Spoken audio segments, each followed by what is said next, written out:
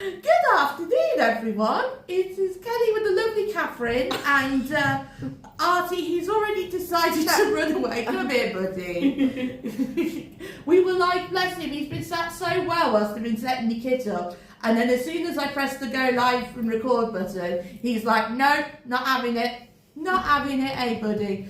But outside of cute, very cute beagles aside, we are actually talking about your brilliant business and your fantastic art exhibit that you've got going on this weekend. Yeah. So, Kathryn, how did you kind of get into this whole like creative art business? I've always loved art. So I did A-level GCSE art, went to university. I always knew I wanted to do something creative, but didn't quite know what. So I did graphic design at uni, and then I did a variations of different art jobs, and then I think maybe I was about 26, 27, I went self-employed, and I just became a full-time artist. So do you want me to look at the camera, or you want No, to do look at this? me, look Okay, at me, that's fine.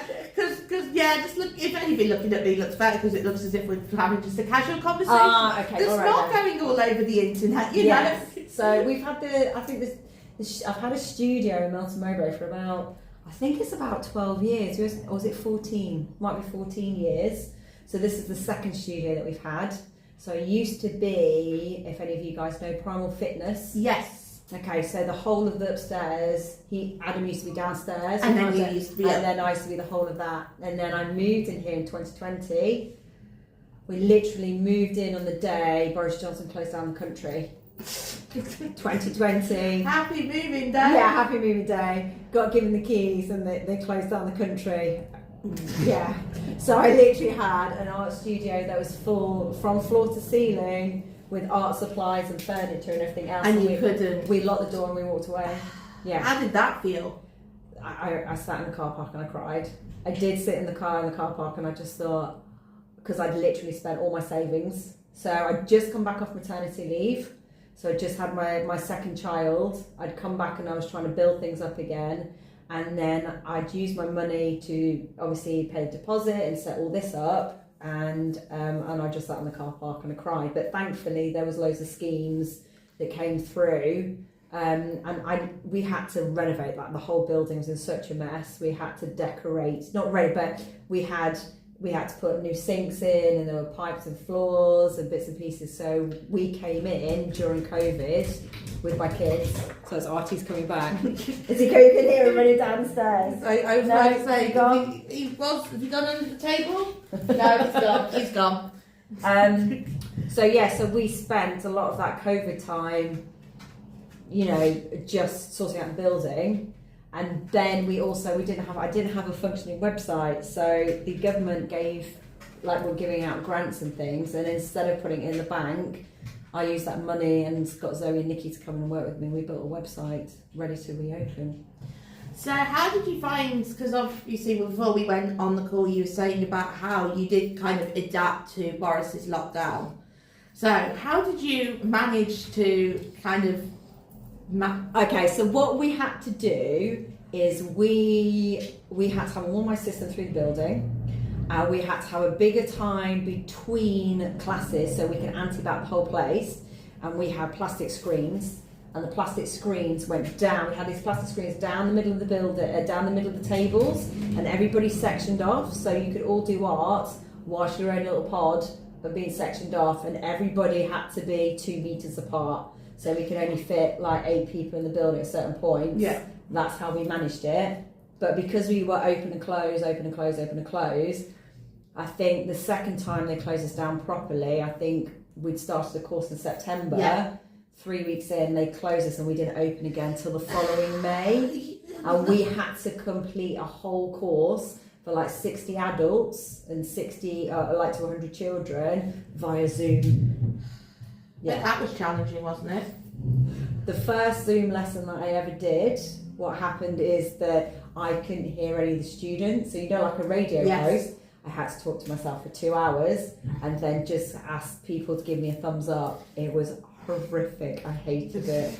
I hated it. Did you, because I know, speaking to a few people when we do Q&As and that, like, they've always been nervous, like, going on camera. Did you find it got easier as, like, time went on during courses? Yeah, it did. I think it's more that people, I panic about the technology. Yeah. Having never used Zoom before, it was, and that was the other thing, the daytime classes. Imagine, most of the daytime classes, we've got a load of retired people. Yeah. They were like, we know that we're closing down, we want you all to get on Zoom. So we had to tell them all to bring in their laptops and their iPads and their phones, get them attached to the Wi-Fi, download the app, show them how to use the app or how to use Facebook Live or how to whatever, so then they could go home and give them physical printouts for their lesson. It was not good. So needless to say, you're happy that now that's over and you're properly in the building. And I know when you showed me around before this, you had a very good-looking oil class upstairs. Yes, yeah. So there's an oil painting class upstairs with Amanda Jackson, who's an amazing artist. So she teaches that on a Wednesday afternoon. So they're painting away at the minute. My classes were this morning. So my class was at Tuesday evening, Wednesday morning, and Thursday morning. But we have different, like Nikki and Zoe will be teaching as well. So, yeah. So that's now leads to a big project that you've got going on this weekend, which is your art exhibition. That's the word. Yeah. Yeah. I'm telling you, since procedures, my words are okay. So I haven't had an art exhibition for over 10 years. So before I had children, so my eldest is 9. Before I had children, I would. It would be like, I think it was like 70-30. 70% of my income came from creating artwork and selling artwork and commissions. 30% with the studio. But when I had the children, I concentrated on running the business, and more of the doing exhibitions, the art sales, I pushed to one side because I couldn't guarantee the income. You can't project. There's not a lot of safety to grow the business. So over the last 10 years, I have created a lot of artwork. And I've sold some pieces. 2 people have come and said, can I buy that? I think the last one we sent out was over to Spain. Ooh. But it's literally been sat in folders. So we've got over 10 years worth of work, which is why the exhibition this weekend, so we've got the opening evening on the Saturday night. Yeah. So we're open to the public this Sunday the 6th and Monday the 7th. There are over 600 pieces of artwork on sale, including prints. And I'm talking little pencil drawings to little watercolours to like massive, huge canvases of like intuitive, abstract art and painting and things like that. So a full mixture of styles. And mediums. It could be animals, people, landscapes, cityscapes, botanical, still life. It's masses. And you could, they could be like a really simple original sketch you could pick up for £25, all the way through to my new collection, which is my big new things, and then it's just on a massive scale all the way up and through. Because you were showing me around the building before we did this, and you were literally saying the whole building was going to have close to wall, weren't you? Yeah, the whole building, so the 2 rooms downstairs, the front hallway stairs, the back hallway stairs, the big room, and then the side room will have the new collection in it, which I'm really, really excited to show everybody, which I can't wait to get it all out. I'm really proud of it. It actually should be, because as you can see in the background, guys, the artwork Kathryn does is absolutely stunning. Like, for instance, we've got this gorgeous piece in the back here alone, and there's so many other pieces that you've shown me that are absolutely stunning. So, how much? Am I right? How much is the admission? Is there an admission fee, or is it just rock up? No. So on the opening evening, we generally say it's invite only. Yeah. If there's anybody that's really interested in art and thinks that they want to buy any bits and pieces, then they can email me at chaosdesigns@live.co.uk, or you Google Kathryn Saunby, it'll come up, and you can come on the open evening. Otherwise, it's Sunday 9:30 till 4:30 and Monday 9:30 till 4:30. That's the 6th and the 7th of April. The public are welcome. We're open. So even if you think, well, I'm not really bothered about buying some art. I'd really like to have a look around. I want to have a nose in the building. Because the thing is, we do so many art classes for children, for adults, workshop courses, pottery painting. Come in. come and have a look at the artwork, support a local business, and just pick up a flyer for all the stuff that we've got going on. Because this is it, because it's something different in Melton as well, isn't it? And I think there's so much of this. Is that what the town needs, please, going around? But you guys generally offer something really different here. We are. I mean, we have on a regular basis over 200 people a week come through the doors for classes and workshops. We have people come from, a lot of people come from Rutland, Loughborough area, Nottingham, Leicester. So there's people from surrounding villages that come in for our courses, and it could be that they're looking to do something like pottery painting, or you want to go and do an oil painting masterclass with Amanda Jackson, or you can't even draw a stick man and you want to come in and draw a stick man. Yeah. I mean, our after school children, we have over 100 regular children come to all the different days. At the minute, the sewing things will be coming back. We've got craft bits and pieces. So yeah, we are quite unique. I mean, pottery painting, I think you have to go to Loughborough or Leicester for the nearest pottery painting, don't you? There or Twin Lakes, but obviously with Twin Lakes you don't pay. Twin Lakes don't do pottery painting, do they? They used. No. Someone in Twin Lakes clarify for us in the comments, because I always thought it was like a little, when you came in there was like a little shed, but obviously you had to pay the park ticket in order to get in. Twin Lakes people, I know you follow me. Can someone comment and clarify in the comments for us? Yeah, I tell you what, if you want pottery painting, give me a shout, I'll do your deal. Yeah, I was about to say. I could do some pottery painting workshops there for you if you want. Make it happen, guys, make it happen. But we do have people come from lots of different areas. The children, we've got the children's summer classes. We have that going on in the summer, and that's always crazy. I think we generally get about 300 children doing that. Yeah, it's a lot. And so you tend to have staff going down. You're overstaffed for the summer because what's happened is we're spending time with lots of children. Yes. And somebody brings in a bug. And then that staff goes down, that tutor goes down, that tutor goes down.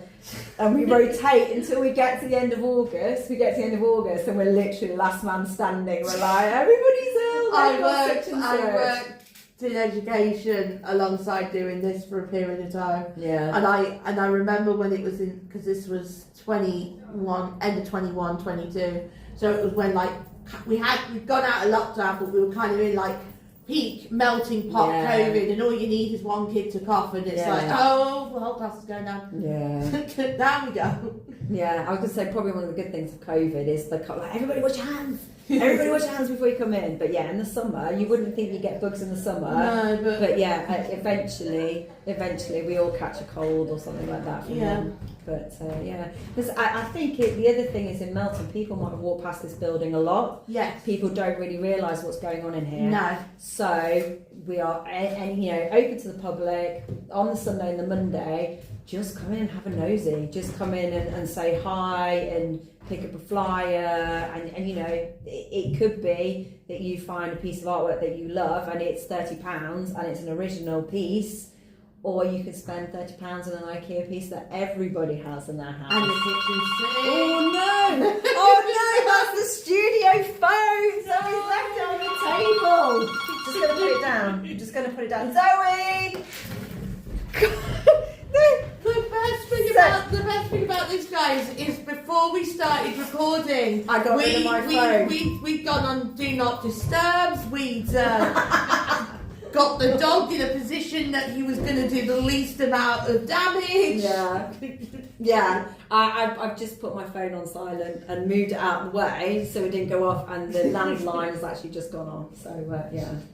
But so the exhibition is exciting. It's a bit scary because I'm putting myself out there for over 10 years. So whereas before I had kids, I was like, yeah, it's fine, this is what I do, I'm not bothered. And whilst I'm really confident in the quality of my artwork and the pieces that I do, because there is so much to choose from. Yeah. From realistic, like that tiger is a tiger piece, realistic, coloured pencil pieces, to the big, huge, more abstract pieces. I'm like, what if nobody comes?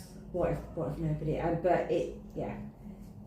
know they will, because I've had so many responses from my emails. But I think I'm just, it's hard after 12 years to go, right, I'm going to put myself back out there again. Yeah, because I know, even though I've been doing this for 6 years, I still have those, you're going to have those doubts there no matter what, isn't it? No matter how long you've been doing this. because people say to me, "Oh, don't you know people love it?" I said, "Yeah, I know.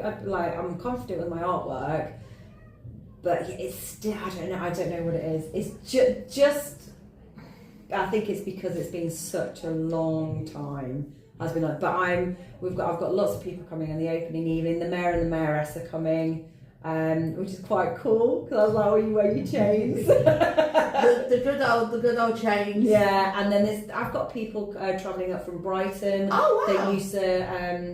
That used to buy my artwork, okay. And big fans and stuff. So they're coming up. So I've got people coming from different places to support me and to look at artwork to buy and things like that. But see that, guys. See what happens when there's different people and they bring people into Melton. Bear that in mind. Wink, wink, nudge, nudge. Is everybody anti-Melton? I know there's a lot of negativity out there. I mean, Oakham doesn't have a cinema. No, does it? No. I feel that there isn't really the anti-Melton narrative is weird because a lot of people that have the anti-Melton narrative are the ones that are born here. Are the ones that have never left Melton. I mean, I remember the Sun doing a whole article where they sensationalised everybody about it. Yeah. But my attitude, obviously doing this for 6 years, is that there's a lot going on. There's a lot going on. We're just it's just the same things get pushed, and so because the same things are always getting pushed by tourism boards, etc. People have this vision of this is all that Melton is because nothing else gets highlighted. I get really upset about that actually because I mean look at that vintage fair that we had, that 1940s. It's amazing. I mean, whereas you get what did they have? It wasn't a Spitfire. What aeroplane did they have right in the middle of the fair? I don't remember what it was now. Was it a Lancaster or something like that? I think it might have been. But that vintage fair is amazing. That's in Melton Mowbray. You've got the ceramics fair that they put on there. Pot Fest. You've got underrated Pot Fest. Pot Fest was amazing. Over 100 ceramic artists in there. Then you've got the obviously you've got Chalk Fest. Yeah. You've got the Cheese Fest. You've got the food festivals. Yes, cheese is end of next month. But I mean, people underestimate the fact that we've got our own cinema. We don't have to drive to Nottingham. You can go sit in the Art Deco cinema with a glass of wine. And it's cheaper than the trains. Even without your Regal membership discount that you get, it's still cheaper than the trains because I did that research for another place. Because I'm thinking about my demographic, all the students. I'll say we have regularly over 200 students. That's just regulars, and then you have people that dip in and out of stuff, and a load of them come from Rutland. So they're coming into Melton Mowbray, which is they're not going into Oakham. They're going to Melton Mowbray to come and do these sorts of things. For obviously or to come and do our classes. And you talked about the negativity about Melton Mowbray, and you said you found more negativity that people that are born and bred here and then have a bit. So I found we have lots of students that come and they said, "Oh, we moved here 5 years ago, we moved here 10 years ago, we moved here 20 years ago," and not one of them has ever said to me, "I hate it here, it's horrible." And they said, "We love Melton. It's great compared to where we used to live." I was about to say there's a lot worse places in Melton to live. Yeah, but say with the market town, and then even things like our country park, and we've got just the access in the area, things like that. So we have some of the amenities that you want in a town centre, like your cinema and bits and pieces. People moan about the shops, don't they? That's the main thing, but that's a nationwide problem. It's a nationwide problem, and I think there's got to be a point that we as Meltonians start putting the onus on things.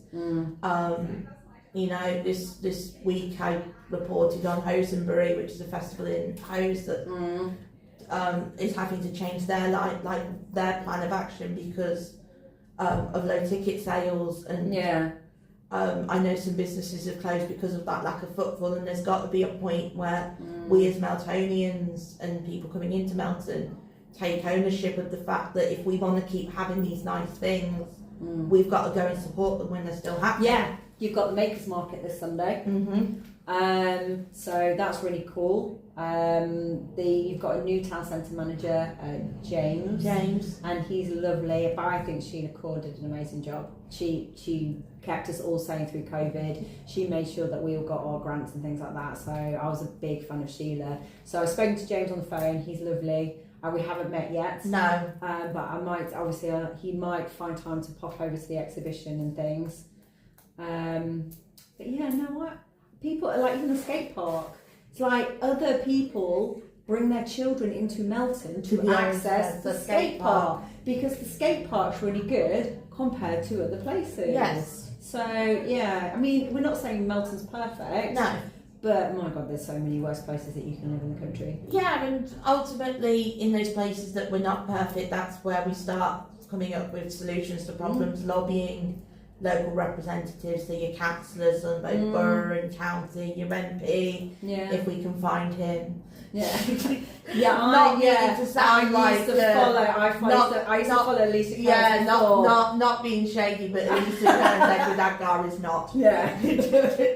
Where is they based? Is he based? Is his office in Syston? It must be. Because they've closed the office down, haven't they? Yeah. Pretty sure. He might be moseying around during the campaign period, potentially with some of the Tory councillor candidates, but I've yet to see him.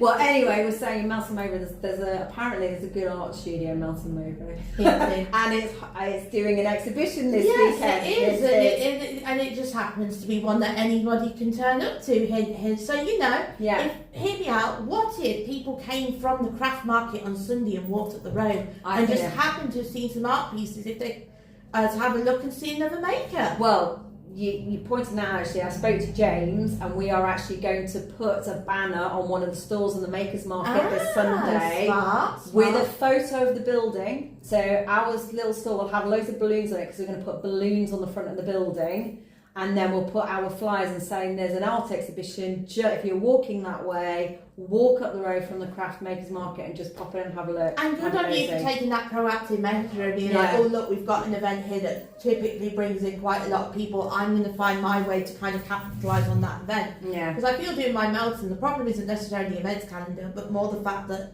not enough businesses are for whatever reason, not enough businesses are kind of capitalising on what is happening. Yeah. I think with the Melton bid, there's like a business link thing and a meeting. I've never been to it because it's always on a Thursday evening, and I've always been teaching on Thursday evening, or I've been away. But I do intend to pull my finger out and make more of an effort and finally get myself to one. And that was the other thing. I tell you what, that we have pottery, painting, and prosecco on the first Friday of every month. Now you're talking my language. Yeah, it's very popular. Normally sell out events, and loads of people come and do pottery painting prosecco because you get longer for your pottery painting. You do it with your friends. There's no children there.